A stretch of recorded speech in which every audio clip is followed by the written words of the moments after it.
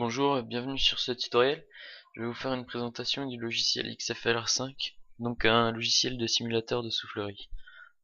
C'est un projet réalisé dans le cadre d'un projet tutoré proposé par Monsieur Ozat pour avoir un support visuel lors des prochains MEL Aéro.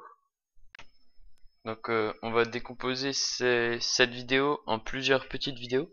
Alors première partie, on va faire une étude du profil avec comment modifier la cambrure et l'épaisseur et puis lancer une analyse par l'eau pour définir les qualités de l'aile, du profil. Et dans une deuxième partie, on va faire une conception d'aile en 3D et lancer ensuite une analyse 3D. Alors pour commencer, je vais vous présenter un site où vous pourrez trouver des profils d'ailes d'avion. Donc pour ça, on va sur Google et on tape Airfoil Database. Donc ensuite, on prend le premier lien et on se retrouve sur ce site. Donc ici sont répertoriées des ailes d'avion, aussi bien des ailes de planeur, d'avion de voltige, d'avion de chasse, etc. Donc on clique simplement dessus et on la télécharge. Une fois sur XFLR, on fait fichier, ouvrir et on ouvre notre aile. Ici on a choisi ce type d'aile parce que c'est assez intéressant à étudier.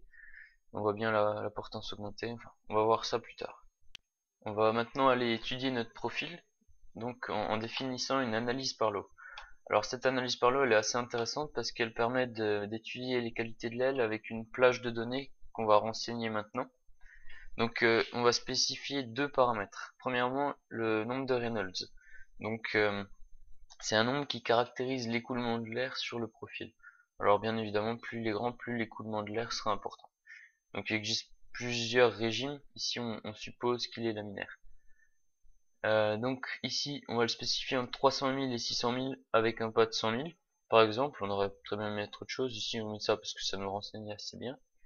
Et ici on spécifie l'angle d'attaque alpha, donc en degrés toujours.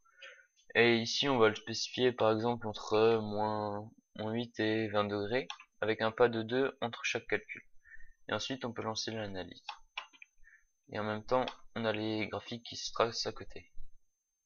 On va maintenant pouvoir aller étudier nos graphiques. Alors ici on a tracé le XTR, ça représente le pourcentage de l'aile qui est dans un régime laminaire. Donc ici on voit bien qu'il a environ 60%, qu'après il chute assez brutalement pour finir tomber dans un régime où on est presque que en régime turbulent, donc on aura une stabilité moindre. Ici on a tracé le coefficient de moment de tangage. Donc ce coefficient il est lié à la stabilité longitudinale de l'avion. Donc quand il est négatif, ça veut dire que le profil tendra à faire piquer l'avion. Et s'il est positif, ça veut dire que le profil tendra à faire cabrer l'avion. Donc vers chuter vers l'arrière. Donc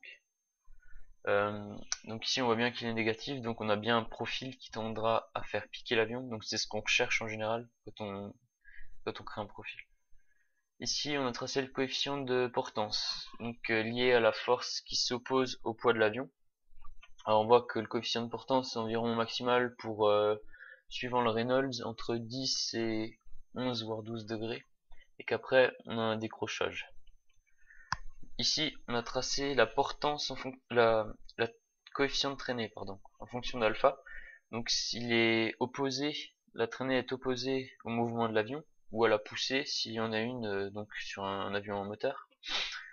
Donc ici on voit bien que la traînée au début est assez faible. On vérifie avec notre profil parce qu'au début il a une bonne pénétration dans l'air, et suivant comment on va augmenter l'angle d'attaque, et bien au bout d'un moment la traînée va augmenter assez subitement, et donc on aura des problèmes par la suite si on corrige pas. Donc ici on a tracé la portance sur la traînée, donc ça correspond à la finesse. Donc c'est la définition, c'est la distance qu'on parcourt horizontalement sur la distance qu'on parcourt verticalement. Donc par exemple si on a une finesse de 20, on parcourra 20 fois plus horizontalement que verticalement. Donc si on est à 1 km de haut, on pourra parcourir encore 20 km en distance horizontale. Donc ici on voit que la finesse c'est environ maximale pour un angle de 6 voire 7 degrés suivant quel Reynolds on prend.